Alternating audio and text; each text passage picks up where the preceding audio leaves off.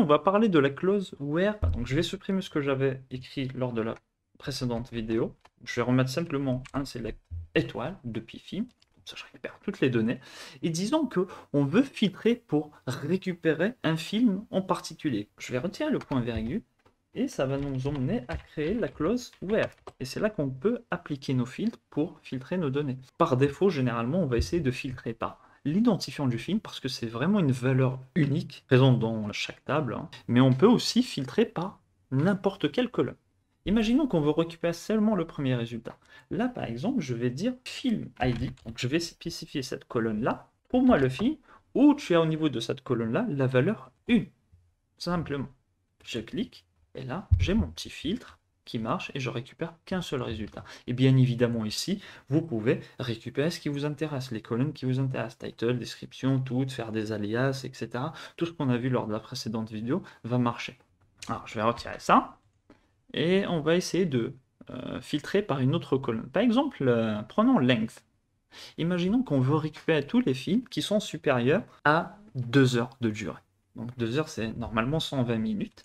Et là, je peux le faire. Par exemple, where length est supérieur à 120 minutes. Comme ça, je vais récupérer tous les films qui ont une durée supérieure à 120 minutes. Si vous remarquez, donc là, on peut finement filtrer. Ça commence à 121. Donc si vous voulez récupérer aussi le 120, donc vous pouvez faire un supérieur ou égal de cette manière. OK? Donc là, vous allez inclure 120. Et juste pour faire un petit rappel à ce niveau-là, donc déjà ça, c'est un système de commentaires. Vous pouvez commenter votre code, notamment pour l'expliquer.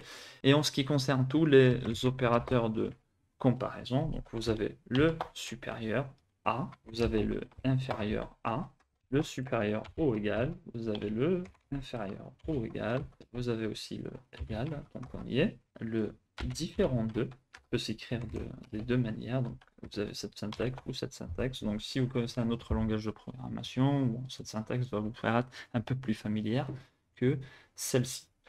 Je vous rajoute un dernier exemple, et imaginons qu'on veut récupérer tous les films qui ont un rating de PG. Pour cela, première des choses, on va faire rating ici, on spécifie la colonne, et là on va mettre égal, et là faites attention, ce n'est pas des nombres, mais c'est du texte parce qu'il y a des caractères à l'intérieur, et généralement quand il s'agit de texte, il faudra l'entourer soit par des guillemets comme ça, des doubles guillemets, ou même des simples guillemets. Donc ça marche dans tous les cas. Voilà, moi je vais utiliser des simples guillemets, et je vais dire simplement je récupère les films qui ont un rating de PG, de cette manière. Et je vais écrire. Voilà, et là je récupère que les films qui ont un rating de PG. Je vous donne un petit exercice. Donc je vais cliquer sur cette colonne Special Feature pour trier. Hop, voilà. Et je vous demanderai de me récupérer tous les films qui ont comme Special Feature Commentaries. Voilà, faites attention quand vous allez écrire commentaries, pas de faute d'orthographe. Je vous laisse mettre la vidéo sur pause si vous voulez résoudre par vous-même. Sinon, on est parti et on va résoudre cette requête-là SQL. Donc là, je vais mettre Special Features,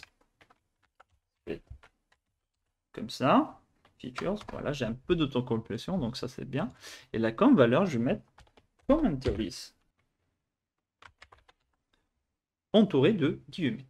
J'exécute, et voilà, maintenant j'ai que les films qui ont des commentaires. Voilà pour cette vidéo, je vous retrouve pour la suite de l'aventure SQL.